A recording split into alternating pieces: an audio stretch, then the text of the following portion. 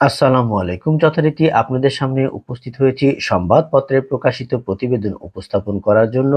আজকে যে প্রতিবেদনটি আপনাদের সামনে উপস্থাপন করব, সেই প্রতিবেদনটি প্রকাশ করেছে দৈনিক আমার দেশ পত্রিকা। চলুন দেখা যাক আমার দেশ পত্রিকা কি প্রতিবেদন করেছে। আমি আপনাদের সামনে আমার দেশ পত্রিকার প্রতিবেদনটি উপস্থাপন করার চেষ্টা করছি। আমরা ক্ষমতায় গেলে কর্মস্থলে মা বোনদের সর্বোচ্চ নিরাপত্তা নিশ্চিত করব।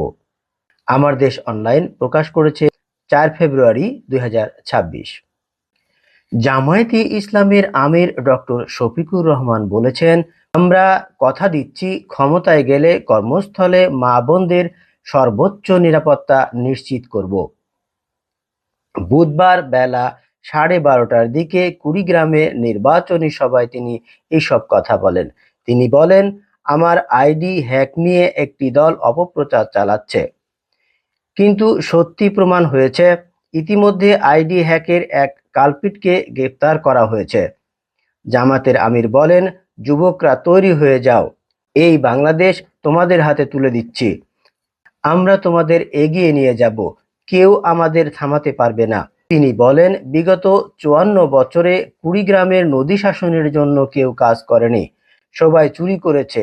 শুধু চুরি করেনি, বিদেশে টাকার পাচার করেছে। আপনাদের কথা দিচ্ছি, পাচারকারীর গলার ভেতরে হাত দিয়ে টাকা বের করে আনবো। উত্তরবঙ্গকে কৃষি শিল্পের রাজধানী হিসেবে গড়ে তুলব।